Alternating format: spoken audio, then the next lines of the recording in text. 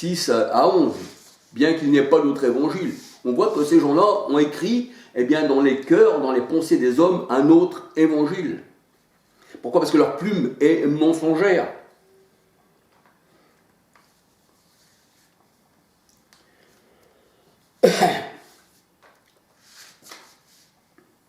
Et la parole de Dieu nous dit que le Seigneur a donné des lèvres pures à ses élus. Et selon certaines versions, la parole de Dieu nous dit que l'Éternel a donné une langue pure à ses élus. Donc ce n'est pas une plume la mensongère, puisque c'est une langue, une plume, eh bien pure. Sophonie 3, versets 9-10. Et la parole de Dieu elle dit, c'est par l'abondance du cœur que la bouche parle. C'est de l'abondance du cœur. Matthieu 12, verset 3. Matthieu 12, verset 34-37. Mais si Christ est dans nos cœurs, il parlera par nous. Ce n'est plus moi qui vis, c'est Christ qui vit en nous. Et la parole de Dieu, elle dit, celui qui écoute un chrétien, une chrétienne, rempli de l'Esprit du Christ, n'écoute pas simplement un homme, parce que l'homme n'est rien, mais il écoute celui qui vit en Christ. Donc nous sommes une lettre, donc nous sommes Christ, donc nous sommes un avec lui. Et celui qui nous écoute, et celui qui nous rejette, rejette le Seigneur. Or, le Seigneur, la parole de Dieu nous dit, 2 Corinthiens 3,17, c'est l'Esprit. Mais j'aurais voulu vous dire aussi une petite chose que j'ai parlé aussi dans mes autres vidéos, mais comme je vois qu'ils ne sont pas beaucoup regardés, mais ça, c'est le Seigneur qui voit les choses. Eh bien, comme ils disent, Jésus n'est pas Dieu, il n'est pas Dieu, il n'est pas Dieu, hein, Jésus n'est pas Dieu. Et les pharisiens disaient, mais toi tu es un homme, tu te fais Dieu. Mais le Seigneur reprend les pharisiens. On va essayer de trouver ce petit verset. Le Seigneur reprend les pharisiens. Toi tu es un homme, tu te fais Dieu.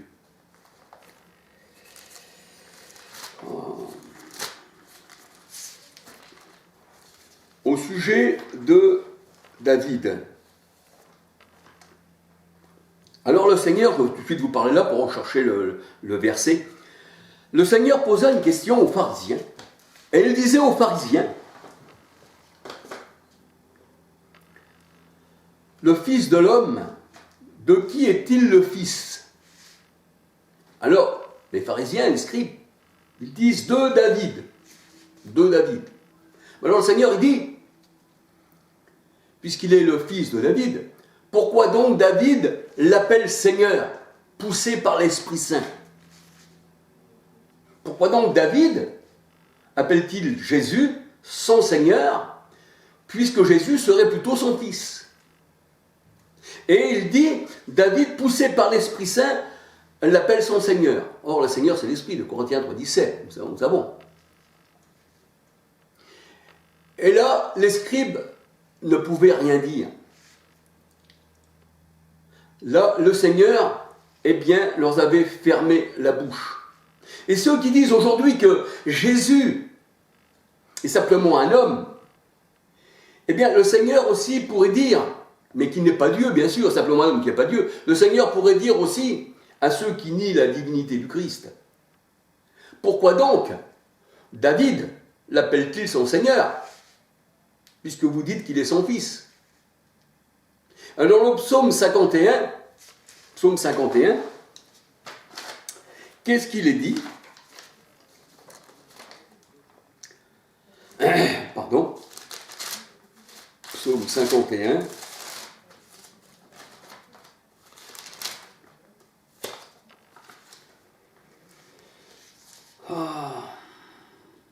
Ô Dieu, crée en moi un cœur pur, renouvelle en moi un esprit bien disposé, ne me rejette pas loin de ta face, ne me retire pas ton Esprit Saint.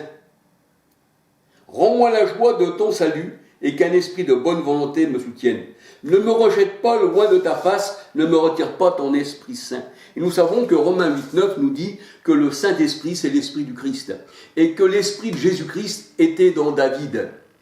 L'Esprit du Christ était dans David. C'est pour ça que David appelait le Christ son Seigneur. C'était David plutôt qui était le fils de Jésus-Christ, mais pas le contraire. Et là, nous voyons que les pharisiens ne pouvaient rien dire. Et la parole de Dieu nous dit dans 1 Pierre, 1 Pierre. Alléluia.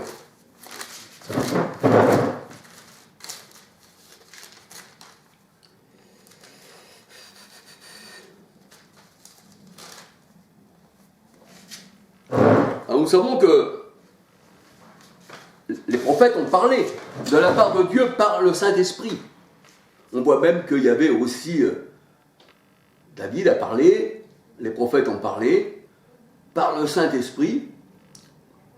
On voit aussi que l'Esprit de l'Éternel avait saisi Samson, aussi Saül, qui ensuite désobéit au Seigneur. Et 1 Samuel 16,14, un mauvais esprit de l'Éternel fut sur Saül, et l'Esprit Saint se retira de Saül, et un mauvais esprit fut sur Saül. Mais là, nous voyons que le Seigneur, autrefois, a parlé aux prophètes par l'Esprit du Christ. On va regarder dans 1 Pierre 1, verset 11. Alors voilà ce qu'il est dit. Les prophètes qui ont prophétisé, touchant la grâce qui vous était réservée, ont fait de ce salut l'objet de leurs recherches et de leurs investigations. Ils voulaient sonder l'époque et les circonstances marquées par l'Esprit de Christ qui était en eux et qui attestait d'avance les souffrances de Christ et la gloire dont elles seraient suivies. Donc on peut dire que tous les prophètes, David avait l'Esprit du Christ en lui. Donc c'est pour ça que le Seigneur disait aux pharisiens, pourquoi donc David l'appelle Seigneur? Et pourquoi donc David aurait-il l'Esprit du Christ en lui? Donc nous voyons que tous ceux qui disent que Jésus n'est pas Dieu et que le Seigneur a tous les attributs divins, il est le bon berger, Jean 10,16. Et la parole de le psaume 23 nous dit que l'Éternel est le berger, le bon berger. Jésus est l'époux, c'est ce que nous dit la parole de Dieu dans 2 Corinthiens 11,2. Et Ésaïe 54,5 nous dit que l'Éternel est l'époux. Nous voyons que tous les attributs du Seigneur, c'est les attributs de l'Éternel. Alléluia. Et nous voyons que l'Éternel aussi s'est présenté comme un homme, sous la forme d'un homme, dans l'Ancien Testament. Et la parole de Dieu nous dit que ceux qui ont perverti le peuple par leur langue, par leurs plumes mensongères, un jour eux-mêmes se mordront la langue de douleur. Pourquoi? Parce que cette langue-là a fait pécher les hommes, c'est les traits enflammés du malin, c'est la plume mensongère des scribes, et le Seigneur dit, tu seras puni par là où tu as péché, et ma parole ne reviendra pas à moi sans effet, soit pour une bénédiction ou une malédiction. C'est pour ça que l'évangile du Seigneur, c'est pour ça que l'évangile est basé sur Christ, qui veut dire la bonne nouvelle. Ésaïe 35, versets 4, 5, 6. Voici votre Dieu viendra lui-même, et voici, il vous sauvera. Pour ça qu'on dit que Jésus, il est Emmanuel, Dieu avec nous, Matthieu 1, 23, et qui s'appelle aussi Dieu sauveur. C'est ce que signifie Jésus, Matthieu 1, 21. Et là, nous voyons que, le boiteux sautait de joie, l'aveugle voyait clair, c'est-à-dire le boiteux, celui qui clochait de tous côtés, qui ne connaissait pas le Seigneur, il saute de joie, l'aveugle qui ne voyait rien, qui ne connaissait pas les Écritures, qui était dans les ténèbres, qui était endiablé par les hommes, avait la vue, et celui qui n'écoutait pas la parole, les oreilles des sourds entendront, et ils sauteront de joie, alléluia. Donc ça vient du Seigneur, alléluia. Et le Seigneur a dit, par là où tu as péché, par là, tu souffriras. Et les hommes se mordront la langue de douleur. Alors, excusez-moi, chers frères et sœurs, chers amis, si je prends pas mal comment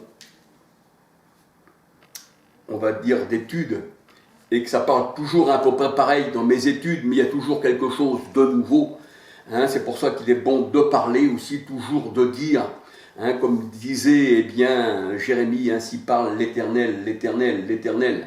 Ou alors le temple, le temple, le temple. Et on voit que c'était toujours des nouvelles qui venaient, mais c'était toujours renouvelé comme une source qui nous renouvelle chaque jour. Alléluia. Que le Seigneur vous bénisse, que le Seigneur vous garde, que le Seigneur vous donne les yeux du cœur pour pouvoir voir sa parole. Il y aura un petit mot aussi pour tous ceux de Vie et Lumière aussi, et de lumière et vie aussi. Je vois que ces gens-là, eh bien, se bataillent, et je vois que dans les deux sens, eh bien, d'un côté, il y a trois dieux, de l'autre côté, Christ n'est pas Dieu, ce n'est rien, et je vois que là, eh bien, les yeux sont fermés de chaque côté. Pourquoi? Parce que en étant égarés eux-mêmes, ils s'égarent, ces gens-là, et ça s'appelle des discours sans fin, ça s'appelle des discours vains que le Seigneur il dit. C'est pour ça que même si vous criez dans l'oreille d'un mort, le Seigneur il dit, ils sont morts, ils ne sont pas revenus à la vie. Je suis la résurrection et la vie, dit le Seigneur. Celui qui vient à moi aura la vie. On voit que Christ est la vie et l'Éternel nous a donné la vie. Eh bien, on voit que ces gens-là, malgré tout, eh bien, des deux côtés, eh bien, c'est la mort, quoi. Parce qu'ils ont rejeté la pierre principale. Ils ont rejeté Christ. Et ils veulent bâtir sans Christ. Ils disent qu'il n'est pas Dieu, qu'il n'est rien du tout, qu'il n'est qu'un homme. Et pourtant, ils disent que quand ils parlent, que c'est Christ qui parle en eux. Alors ils se contredisent eux-mêmes. Eh bien, gloire au Seigneur, que le Seigneur vous garde et vous donne, eh bien, sa lumière. Alléluia.